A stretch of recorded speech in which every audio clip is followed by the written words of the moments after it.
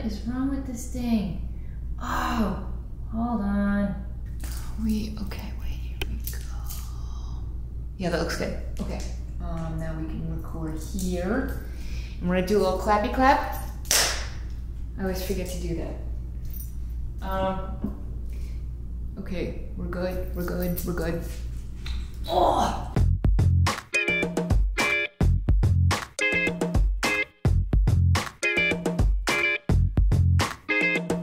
What's up, guys? Welcome to episode 47. Yes, I know at the end of the last episode, I said episode 48, when it was actually episode 46. Sorry, hold on. Let me give Kevin some treats. I just want you to hang out. Can you just hang out with me for a little bit? Thank you. Guys, I'm not doing great. I almost didn't do a podcast today just because I wasn't feeling it, and I wasn't feeling great when I woke up this morning, and I did that thing where I just sat in bed for an hour on my phone, feeling just like I had one of those heavy aprons on from the dentist when they're like, sit in this chair and we're going to take pictures of your teeth, but first you need to put the heaviest thing you've ever felt in your life on your body and feel the crushing weight of it for your safety. So I felt like I was in the dentist with my iron apron on. I couldn't get out of bed. Just really not feeling good. And I decided that that's the reason I do need to do the podcast, is because I don't feel good, right? Because this is my favorite part of the whole week, is doing this for you guys, chatting with you in the comments, just telling stupid stories. I just have so much fun doing it. So I'm like, I have to. I'm going to force myself to do it. Couple reasons I think that I might be sad. And one of them is that we broke the all-time high temperature for Las Vegas yesterday. It was 120 degrees. Why do we live on the surface of the sun? Who built a city out here in the desert? Whose idea was that? Hey, what? We're running out of water. We're burning alive. Some dude died from heat exhaustion, straight up. They're literally telling us not to go outside, for your own safety. Shelter indoors. Hey, we shouldn't live here. We shouldn't live here. This is about the time when Kevin leaves because he's like, you're shouting. So as you guys know, I'm a runner. I love to take runs outside. I like to have runs. I like to have the runs. I like to take runs outside because it forces me to exercise, right? I can't exercise on a treadmill because I will stop. I don't have the will to keep going if I could just step off of it at any time. I need to be forced to run a distance and then have to run back from that distance. What am I going to do? Run all the way to the park and then call an Uber back home because I don't want to run more? No, do it. Keep going. Keep exercising. And I love doing that, but I can't run. And it also always clears my head. I listen to new music, and it's just very therapeutic for me. It's some really quality alone time that I get that I don't normally get. And I can't really do that unless I wake up at 5 a.m. these days, because by 6 a.m. it's already 90. And I don't want to die of heat exhaustion. Not looking the way I do when I go running. I'm so ugly when I run. I wear one of those long sleeve sun shirts, and my hair's always gross, and giant sunglasses and sunscreen all over my face that I haven't rubbed in all the way, so it looks like I just got white streaks down my face. And just clothes that don't match. I can't die like that. That can't be the photo of me in the news. That can't be the last photo of me just sprawled out on the pavement in the worst outfit you've ever seen in your life, dead. That can't be how it ends. Oh, it's terrible. So yeah, I definitely think I have some of this reverse seasonal depression stuff going on. I love it when it's cold. I hate it when it's hot, and it's the hottest it's ever been. So of course, a little sad. I'd like to go outside. Can't, for my own safety. So there's a little bit of that. And also, I'm just having some career doubts, right? I've always been that kid who knew exactly what she wanted to do from a young age. All the other kids were like, I want to be a bus driver, and I want to be an astronaut, and I want to be a paleontologist, and I want to be a marine biologist, because all of us grew up with Lisa Frank folders that had beautiful rainbow pictures of dolphins and crabs on it. So we're like, we want to be a marine biologist because we want to go hang out with those rainbow dolphins. Okay, well, we all wanted to be a marine biologist. Why is that? Why is that? I don't even like fish. I don't even like being wet. I'm scared of the ocean. I'm terrified of the ocean. That's probably my biggest fear, is the ocean. I don't want to go where sharks live. They don't come to where I live. So if I go to where they live, am I not asking for it a little bit? Maybe asking for it. They live there. You go to their home, they eat you. That's on you. That's how I feel. You remember my cone snail episode? The cone snail that with the harpoon out of its face that nearly killed my friend Josh. He lives in the ocean. I ain't going there. I don't want to go to his house. I don't want to knock on his door, knock, knock. Bring me in for banana bread. Let's chill out. It's not going to happen. I'm going to die by snail harpoon. Again, that can't be the last picture of me. Sunburned, washed up on the beach.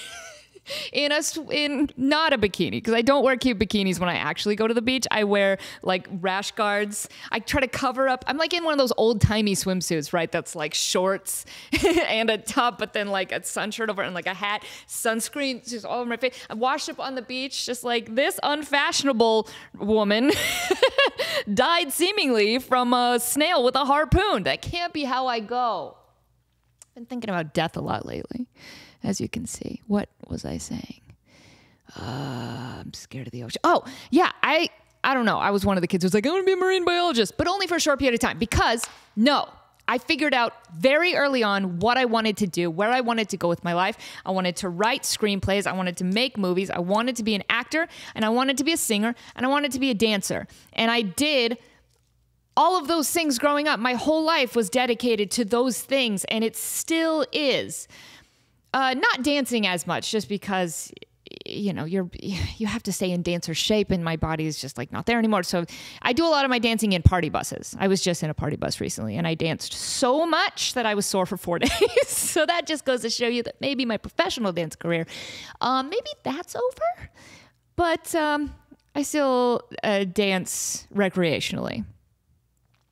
I'd say in the last like 5 years, I've been working my butt off on several projects. I've had a couple irons in the fire, and I've had a lot of projects almost go. They've come so close, like contract stage. It's about to happen. It's going to happen. Things are falling into place. And then every single time something at the very last minute falls through.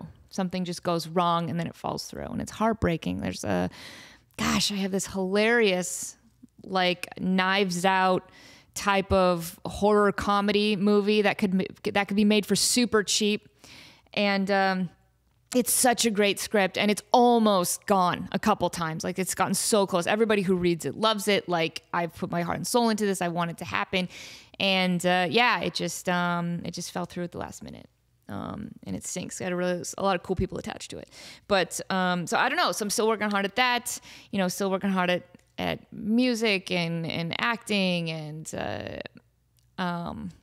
you read those motivational memes on Instagram that are like, never give up, and your enemy is working twice as hard as you, and like pick your time over your friends, and all the like work hard memes. I feel like I do all of those. Like, I really never stop moving. I never stop working hard at my craft. I'm always practicing my music, my guitar, my piano. I'm always writing. I'm always thinking about new and creative ways to get my projects to go. And it's just that big element of luck is what's not coming along. It's like not happening. So I just feel like I get my heart broken over and over again, not to mention while I'm working on those projects. I'm also auditioning, and often when you are an actor and you go after audition after you're going on audition after audition after audition, you're getting told no over and over, no. So it's just, there's a lot of rejection in that side of my life, and now there's all this rejection in these projects that I'm passionate about. And sorry about this pity party, guys. Okay, grab a freaking party hat and a bottle of champagne. Let's have a pity party. Don't grab champagne. It's dry July for me. Yes, going dry. Dry July. Just for health reasons, right? I want to get like super healthy this month. So I'm not drinking alcohol, even though I'm Irish and it's my favorite thing to do. I'm not drinking alcohol this month. Just so we'll see just how ripped I am at the end of this month. So my projects are just not happening as fast as I want them to. And the other reason that I might be sad is, am I still a hot girl having fun? Am I still a hot girl having fun? And I say that because as an actor in Las Vegas, you don't have as many options for roles as you do in LA, right? You do a lot of Vegas type projects when you're an actor / model in Vegas, and 99% of Vegas ads are a hot girl having fun. I swear. Come to Vegas, you'll see. Any ad for any restaurant, any venue, any just experience, any show, everything is a hot girl having fun. Any pool, like the pool, like of course the pool, like all hot girl in bikini having fun, hot girl at Cirque du Soleil having fun, hot girl at the top of the stratosphere about to bungee jump off having fun. Although we all know she's not having fun. We all know she's terrifying because ain't nobody doing that bungee jump on the stratosphere. Ain't not gonna happen. Side note, do you know that the stratosphere in Las Vegas is twice as tall as the Space Needle? That's a fun fact. I bet you thought they were comparable. They ain't. Stratosphere twice as tall. So I guess I've just done a couple shoots in the last couple months for Las Vegas things where I was supposed to be a hot girl having fun. And even though in my heart I'm still a hot girl having fun, I'm like, am I coming across that way? I don't know. I don't know if you have experienced putting on your makeup in the morning and being like, I don't remember that wrinkle being here last week. Ugh. I don't remember my knees making that decibel of cracking sounds. I don't remember that many gray hairs. I don't remember feeling this tired. I don't remember having to take all these pills every day. Like, it's just, I definitely feel age. I feel like I'm getting older, and I hate that because I'm so youthful at heart, and I am a girl I will always be a girl having fun. I don't know how long I'll be a hot girl having fun, but you know, that maybe that's for the 20-year-olds, like the early 20-somethings. They can, you know, how can I do an ad for the Hard Rock Hotel if I'm having a hard time? How can I be in an advertisement for the D when it's been difficult? How can I be in an advertisement for the Cosmopolitan of Las Vegas when I'm sad? I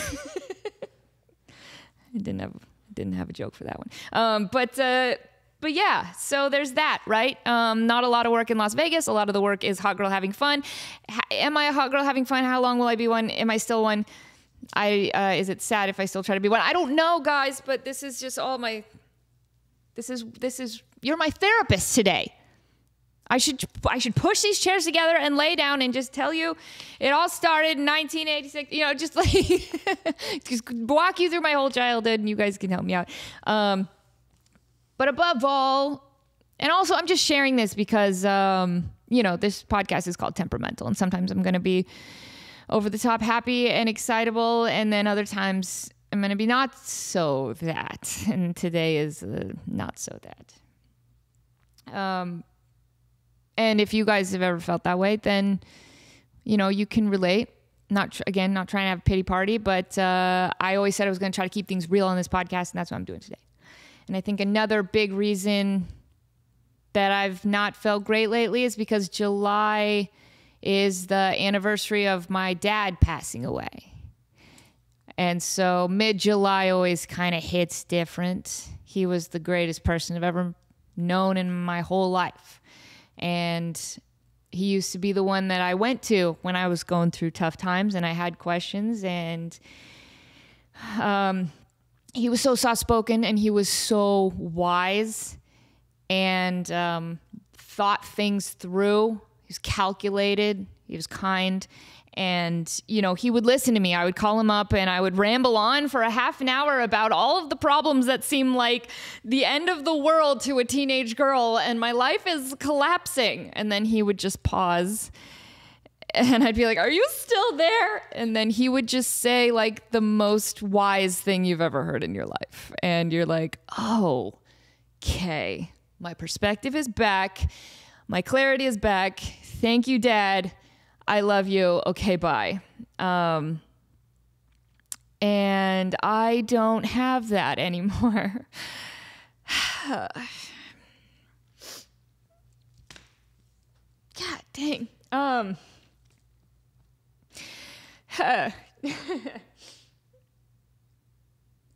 should cut this out. You know, a lot of situations lately that I just wish I could call him.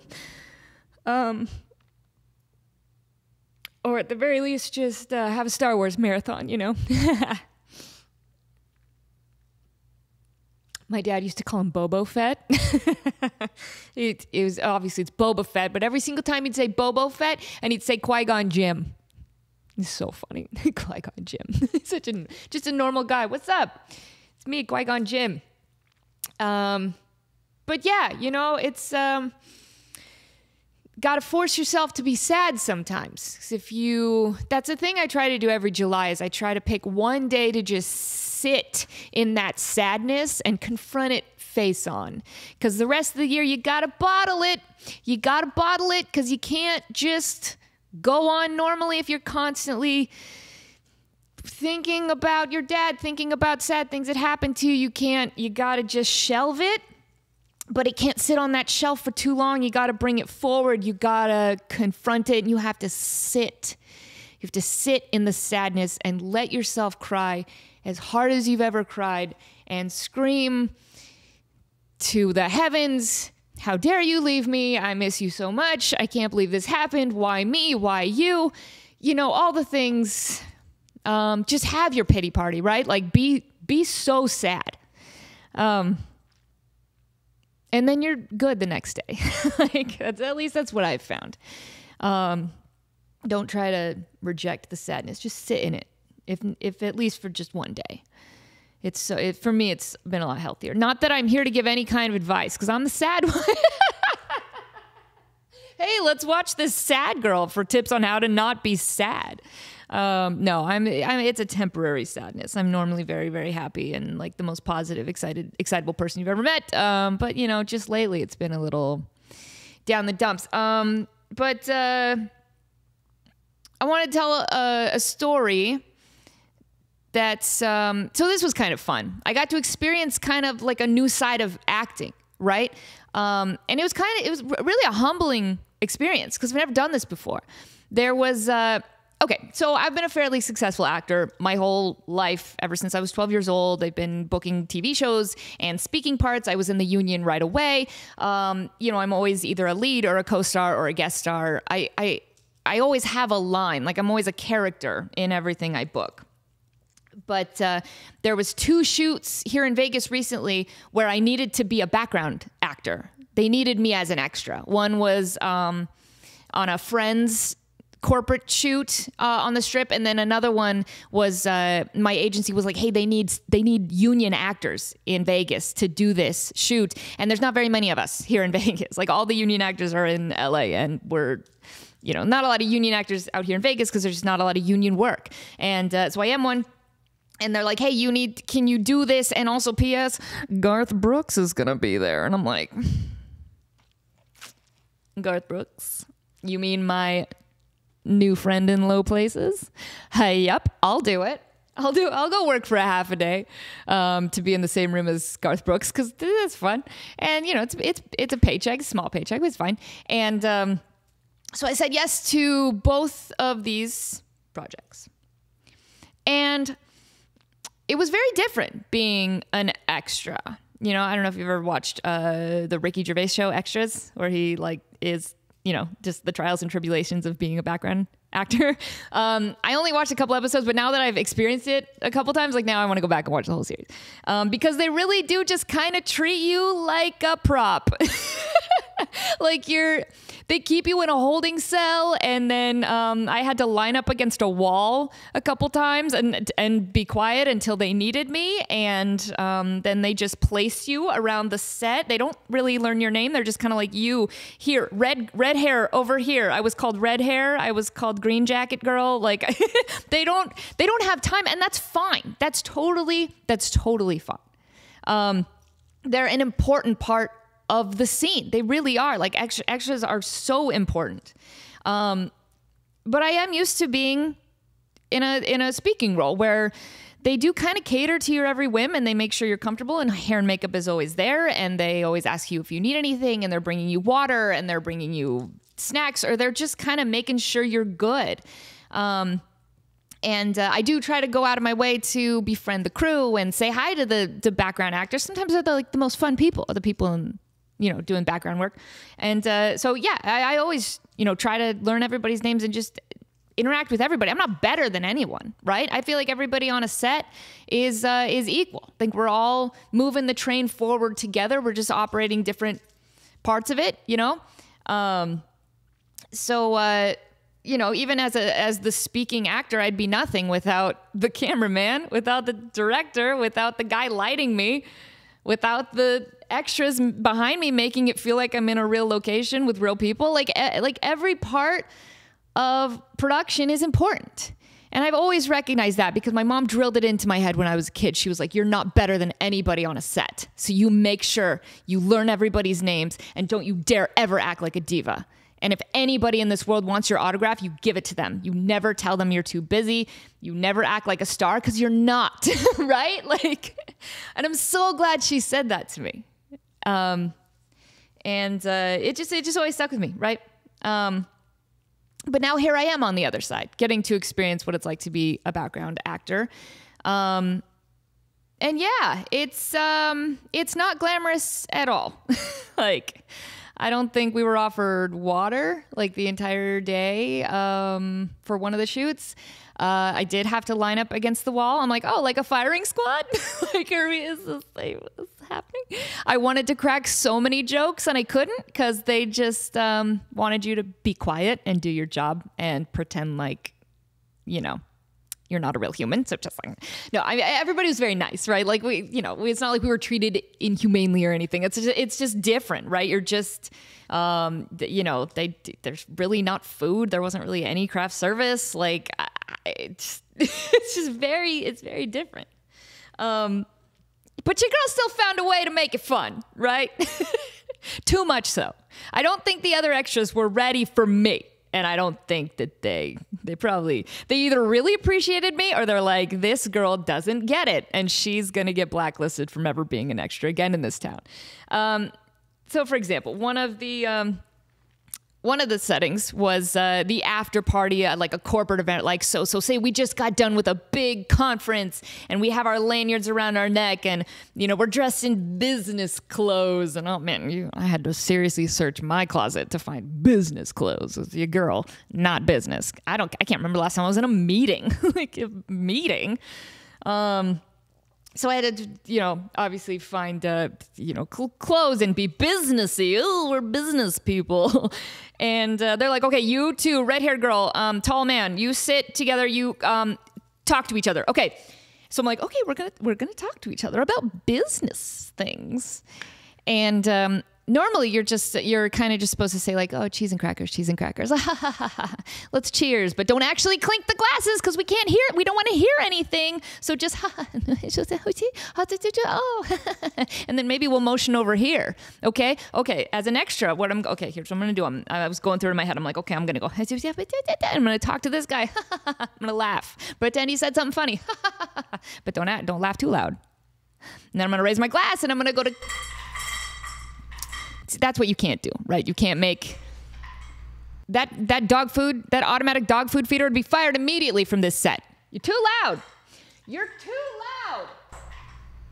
Worst background actor ever, this automatic dog feeder. So I was like, okay, and then I'm gonna motion over here, right? And then maybe if we're still rolling, I'll motion over there. And I'm doing it, right? I'm like excited. I'm like, I've never done that. I'm like a mime. But then I took it too far. I got bored with that pretty quickly and decided to just start some conversations. So they're like, action! And then I'd sit down with the guy.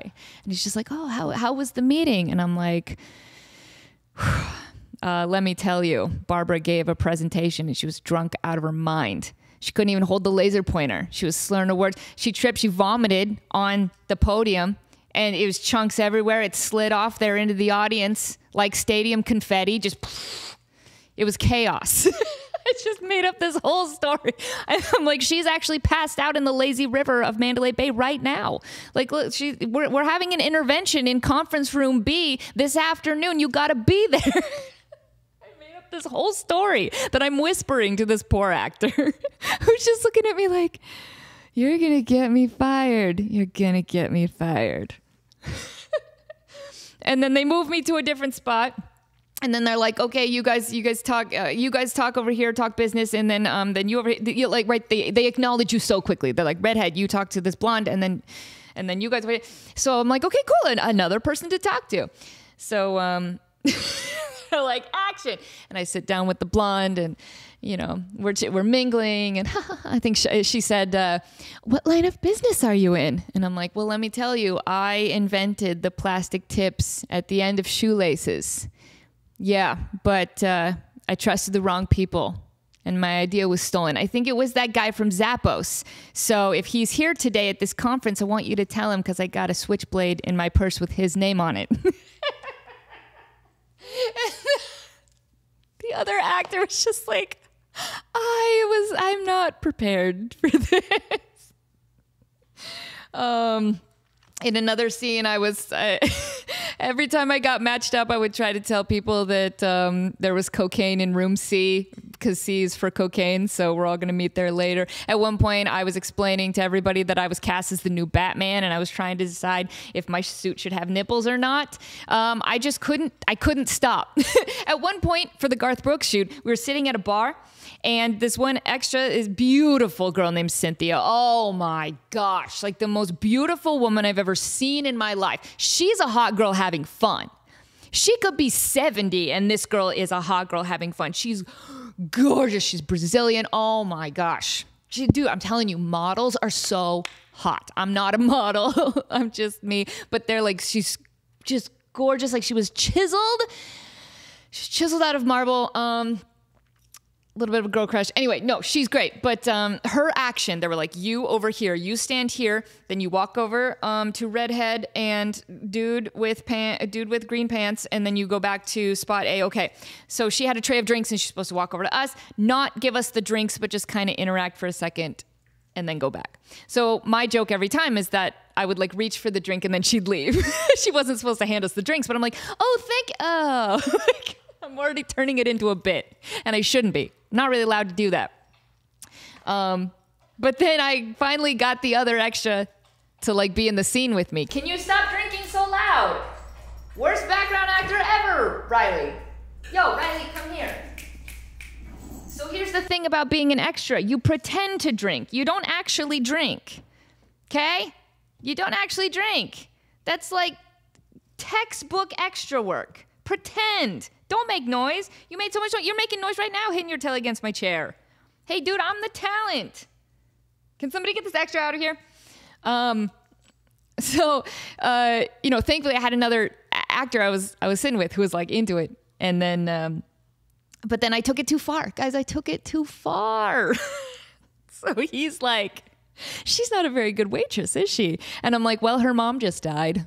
So that might be it. And she's just deep in trying to figure out all her mom's passwords for her Wi-Fi and her bank account. And also her mom had 47 chickens. And now she's got to redistribute and rehome all of these chickens. And she lived in the city, no less. Is that even legal? Can you have 47 chickens in the city? This poor girl, she doesn't know what to do. So maybe cut her some slack, being the worst waitress you've ever seen.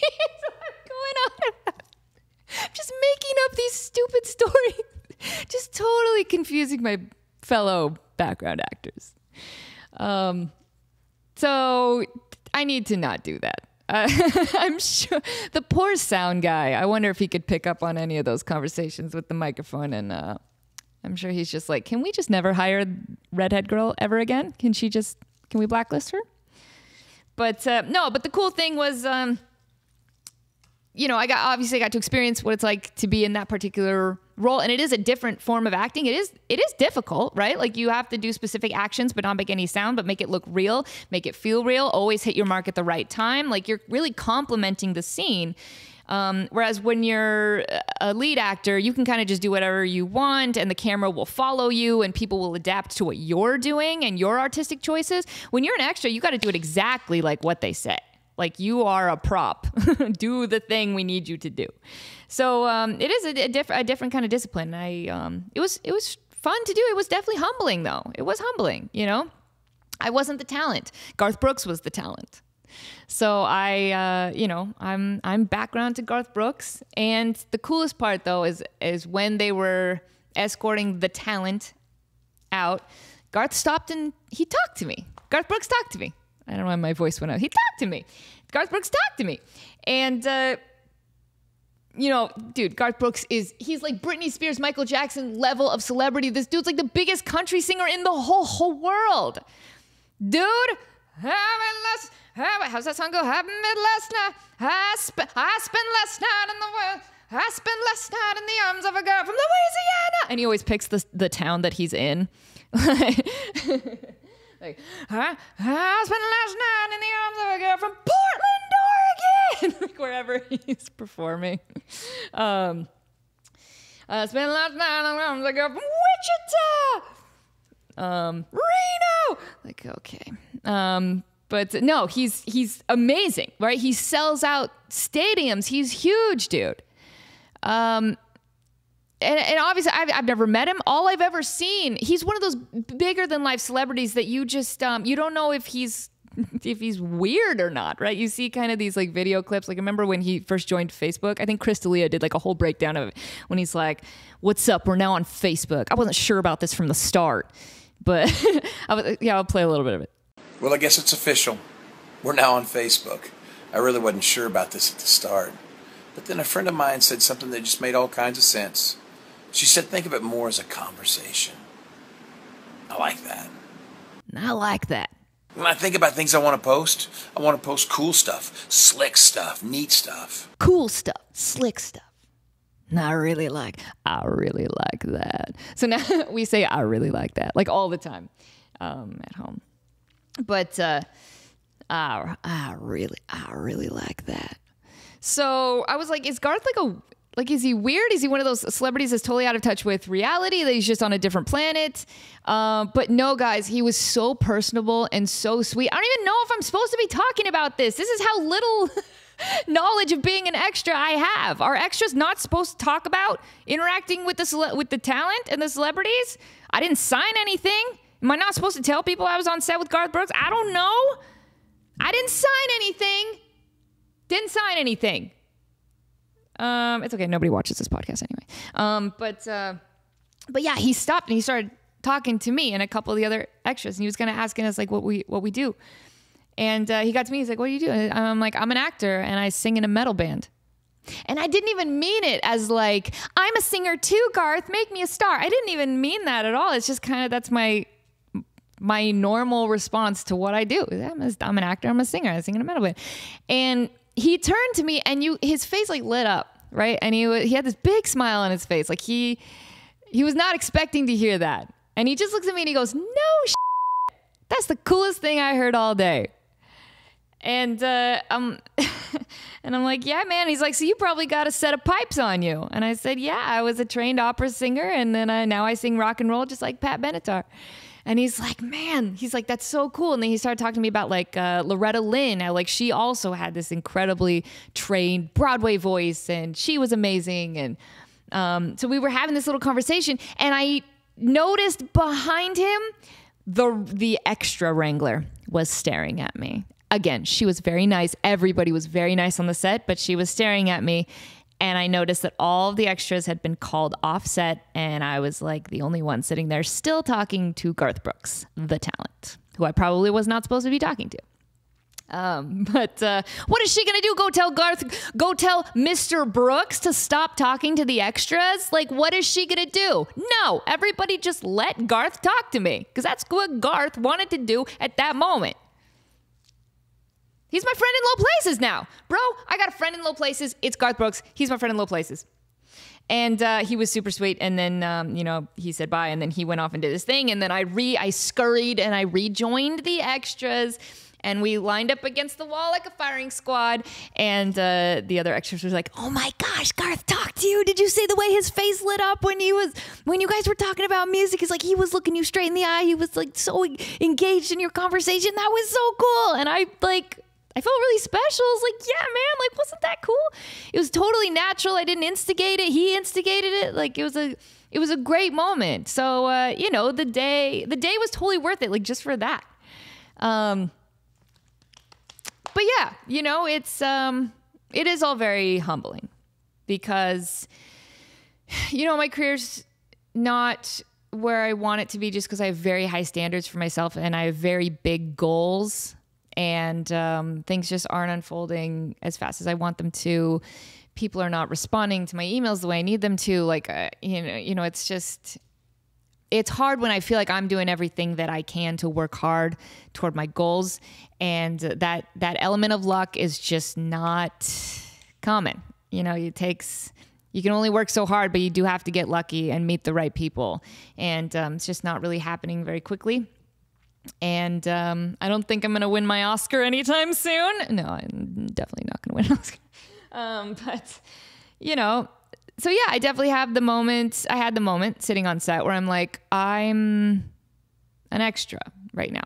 Again, not that it's lower than me. Everybody's equal and we're all moving the train forward. But I definitely had a moment of like, where am I going? What am I doing?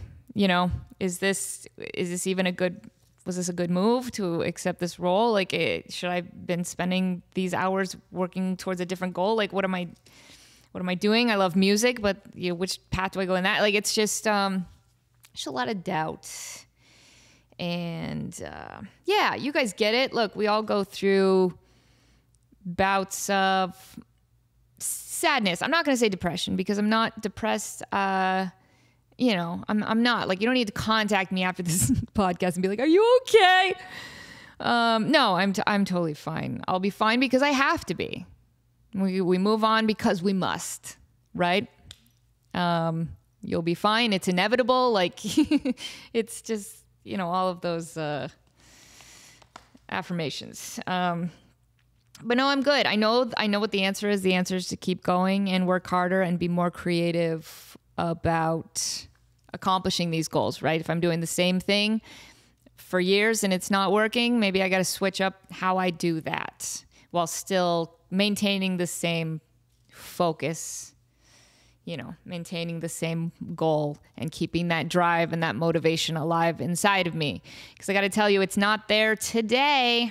It's not there today. Usually I wake up with 100 ideas of how I'm going to move my career forward. And today I just kind of wanted to quit everything.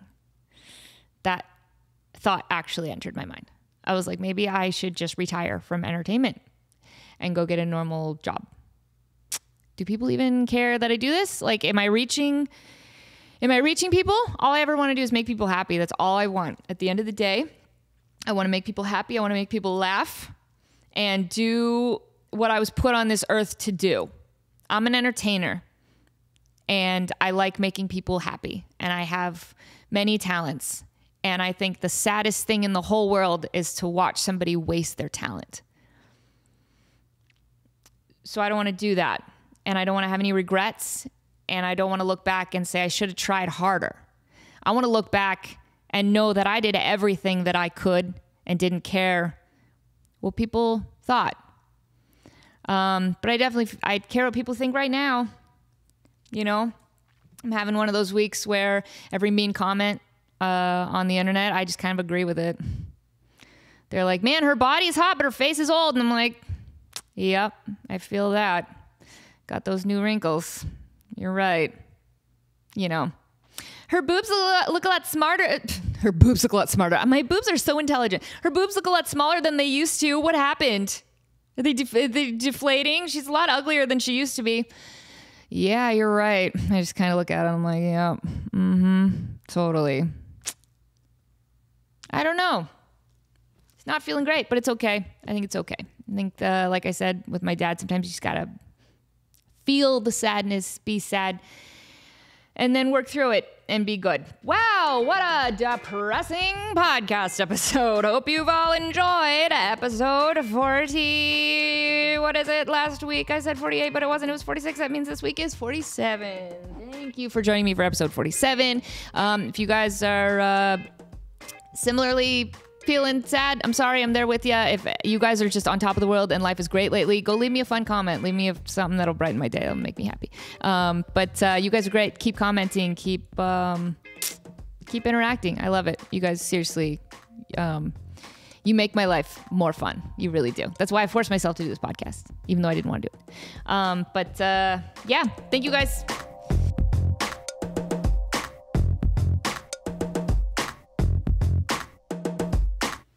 I'm not even close to getting, put it in an email. I just wanna feel good.